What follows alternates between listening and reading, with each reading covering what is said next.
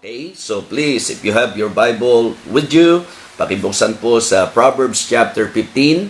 At ang babasahin po natin, dalawang talata po from this chapter. We will consider verse number 8 and verse number 9. Proverbs chapter 15, verses 8 and 9. The sacrifice of the wicked is an abomination. Excuse me.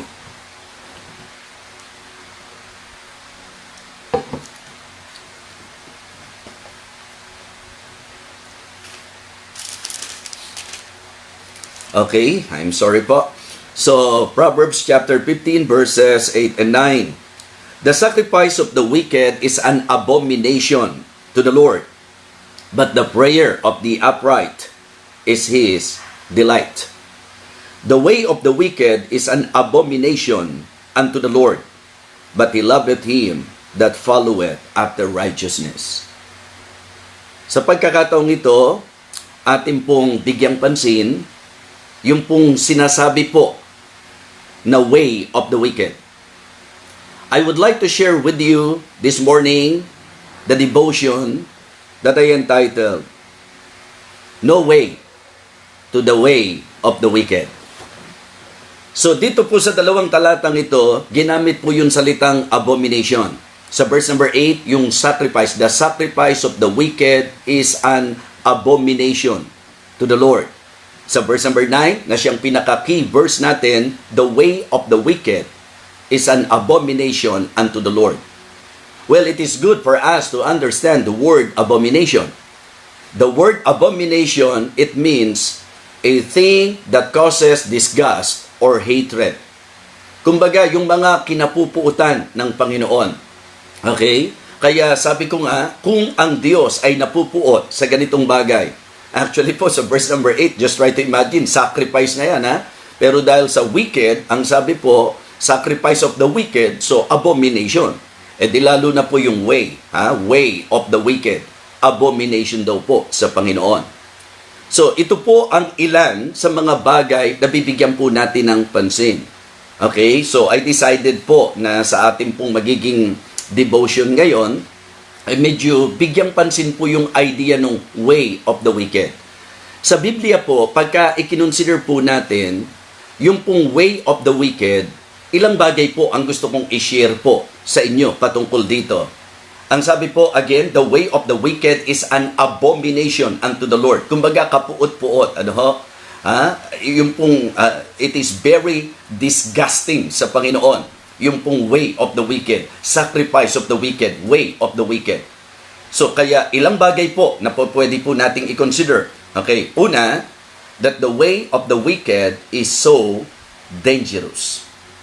The way of the wicked, mga bagay na po pwede nating masabi according to the teaching of God's Word concerning doon sa way of the wicked.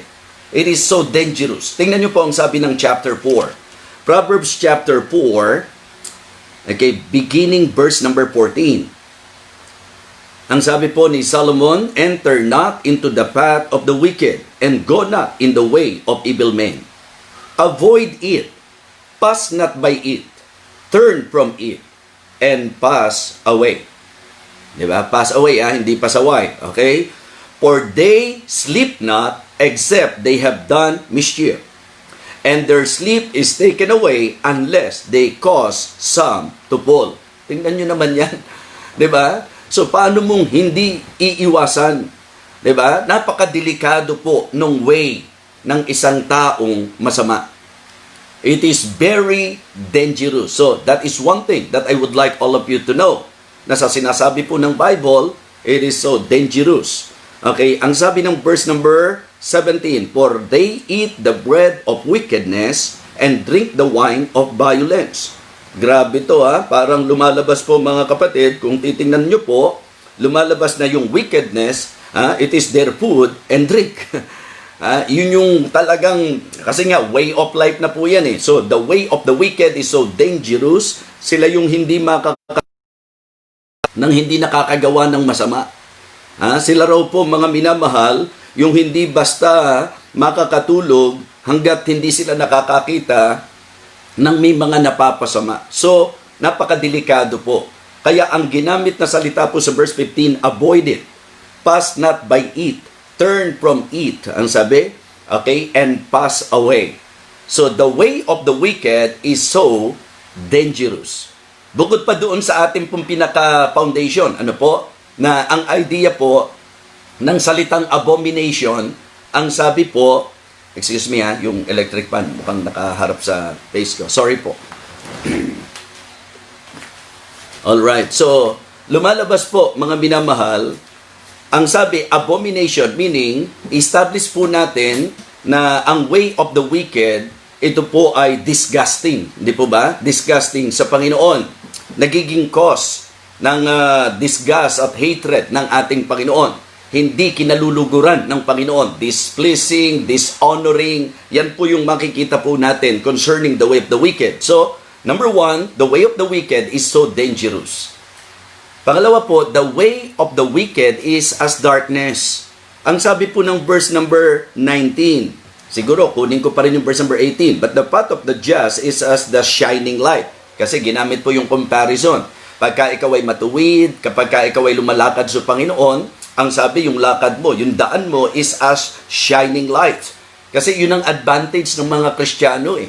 Meron talagang tanglaw sa buhay, kaya dapat ang buhay natin maging tanglaw din. We are the reflection of the true light. Jesus is the true light.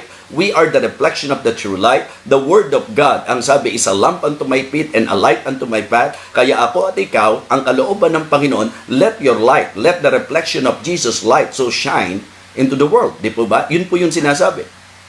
Comparison nito.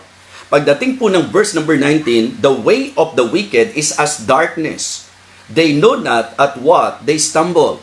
Kumbaga, masasabi po natin na talagang napakadilim ng buhay sa usapan ng way of the wicked. So the way of the wicked is so dangerous. The way of the wicked is as darkness. Kung Kristiyano po tayo, ang kalooban ng Panginoon sa atin, hindi na po sa kadiliman. Diba? Remember Ephesians chapter 5, verse number 8? Ang sabi po doon, for ye were sometimes darkness, but now are ye light in the Lord. So, walk as the children of light. So the will of God for all the believers is to walk in the light. So it is not good for you to consider and to tread the path of the wicked. Enter not.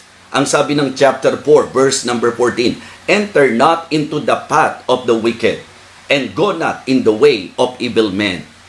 Kung sa counsel nga lang, ang sabi ng Bible, huwag tayong makikinig sa kanila.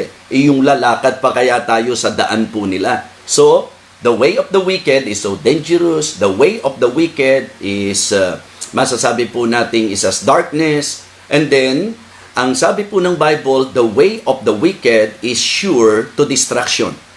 Yes. Pagka po sa kasamaan, maniwala po kayo.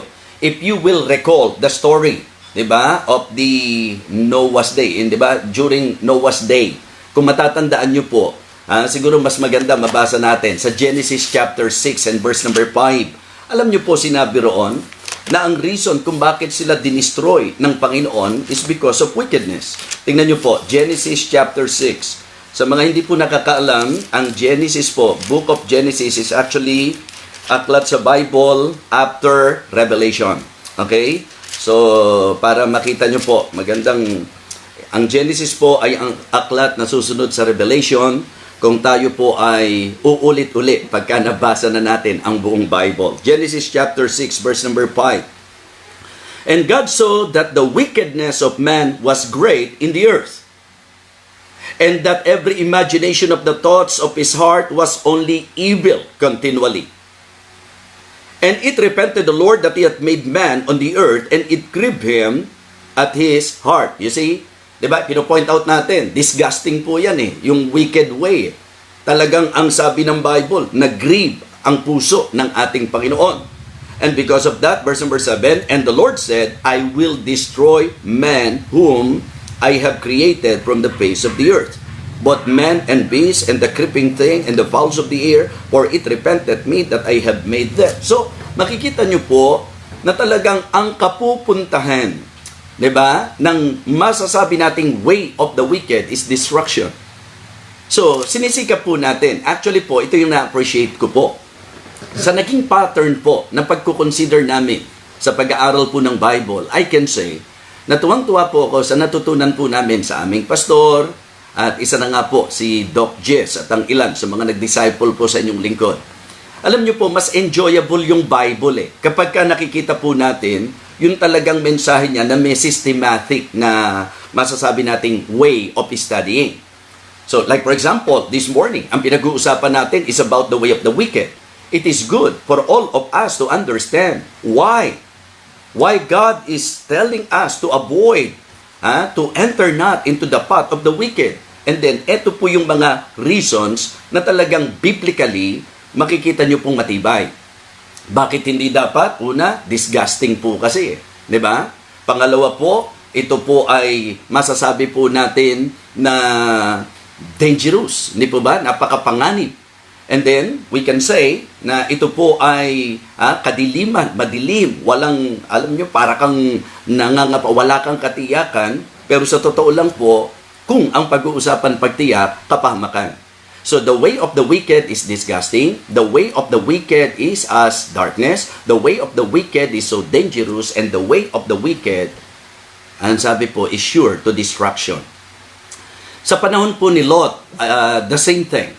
Diba? Yung klase po ng mga tao sa kanilang panahon, mga wicked. Remember, in Genesis chapter 13, binanggit po doon, nung piliin po ni Lot yung Sodom and Gomorrah, hindi niya na naisip kung anong klaseng tao o kung masasabi nating anong klaseng influence ang makukuha, lalo na ng kanyang mga anak. Di po ba? So verse number 11 ng Genesis chapter 13, Then Lot chose him all the plain of Jordan, and Lot journeyed east, and they separated themselves the one from the other. Abram dwelt in the land of Canaan, and Lot dwelt in the cities of the plain, and pitched his tent toward Sodom. Verse number 13, But the men of Sodom were wicked and sinners before the Lord exceedingly.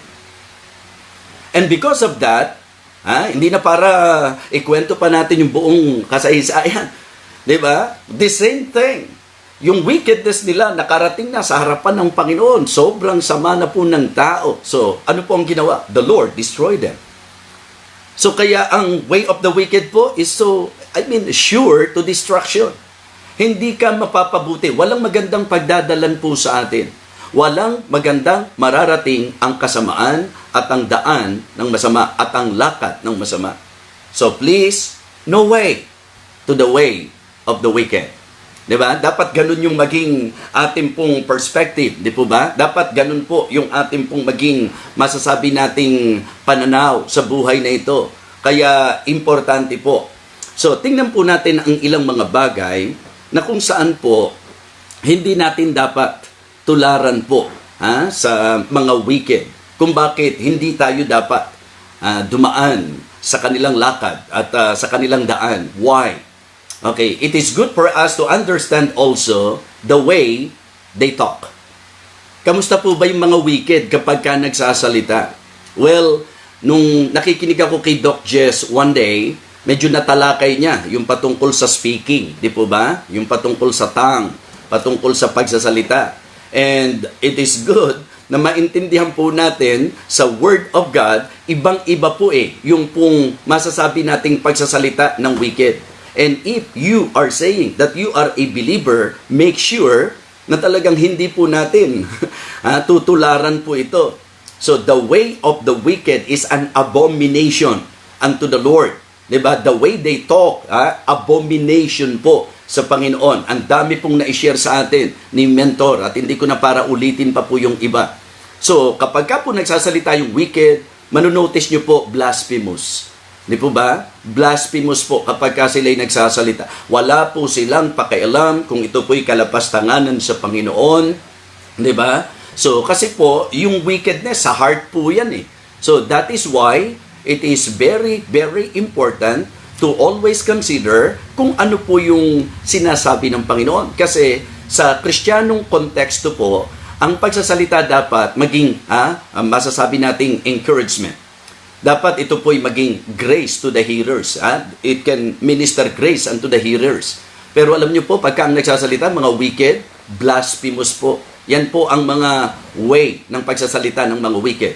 Hindi lang po blasphemous, boastful pa, di po ba? Makikita nyo po na talagang pag nagsalita, hindi nakukuha ng Diyos yung kalwalatian na para sa Panginoon. talagang ang naturalesa ng isang tao pong masama, yung pong siya, laging siya, ang sentro po siya. Mga minamahal, the way they talk, hindi po natin dapat no way, no way to the way of the wicked because of the way they talk. Blasphemous, di ba? Boastful, samahan pa natin ang isa, bogus. Pag nagsalita po yan, mga masasabi nating fake, di po ba? O, kaya ingat po kayo. Yung mga nagsishare ng mga fake news, ano po? O, tapos yung mga mapaghatid dumapit, yung mga mapanira, di po ba? Yung mga mapagbintang. So, mga ingat po tayo pag nagsasalita po tayo. So, mga kapatid, mga minamahal, again, no way to the way of the wicked because of the way they talk. Number 2, because of the way they think. Kung paano po sila mag-isip. Kamusta po ba yung kaisipan ng mga wicked? Sabi nga po nung ating binasa sa Proverbs chapter 4, grabe po yung eksaktong ginamit na salita po dito na lumalabas po sa verse number 17, for they eat the bread of wickedness and drink the wine of violence. Tapos, di ba, sinasabi po doon sa verse number 16, parang hindi sila mapapakali, hindi po sila matitigil hanggat walang napapasama, walang nasisira. So, yun po yung takbo po ng kaisipan nila Kasi yun po yung pagkatao nila Wicked po talaga. Kaya pagka nagsasalita po ng mga wicked things. Di po ba? Kapag ka po nag-iisip, wicked din po. And please, be reminded, binasa ko kanina, that the reason why the Lord destroyed the people during the time of Noah, it is because of their wickedness. Yung kanilang mga imaginations, yung mga takbo ng pag-iisip po nila, pawang masama. Kaya tayo po bilang Kristiyano, we need to be guided. Paano ba tayo dapat mag-isip? Kaya nga sabi ko po, ang isang dapat na maiwasan po natin yung pagiging malicious. Alam nyo po, pagka po malicious, hindi po kakasya yan. Di ba? Malicious So, dapat po, mga minamahal, pagka malicious, hindi po natin ine-entertain. Bakit? Sapagkat mali from the word mali Mali siya. Kita nyo? Tagalogin nyo po. Mali siya. Pagka sa English naman, malice. So, anong dapat sa malice? Malice. Hindi po ba? Yan ang kalooban ng Panginoon. Kaya nga paalala ni Pablo Kasi sa relationship, nakakasira din po yung malice. Kaya sabi niya sa Ephesians chapter 4, diba, sa later part po, sabi niya, let all bitterness and wrath and anger and clamor and evil speaking be put away from you with all malice.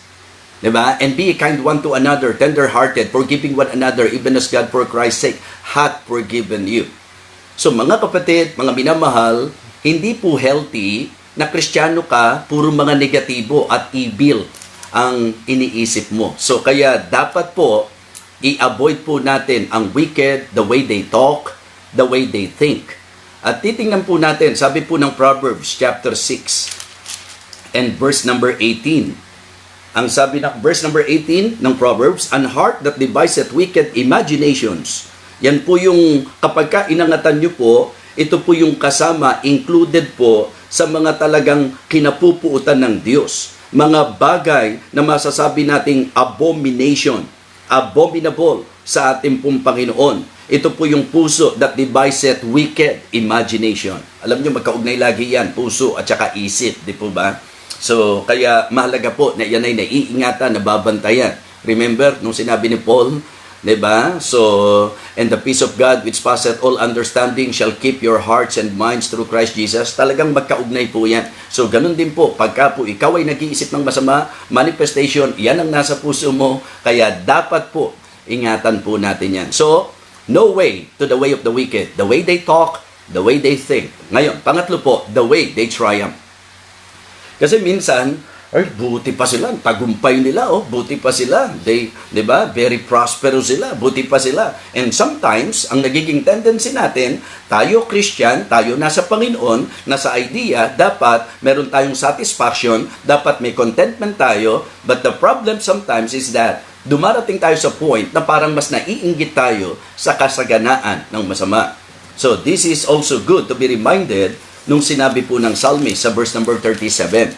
Psalm chapter 37.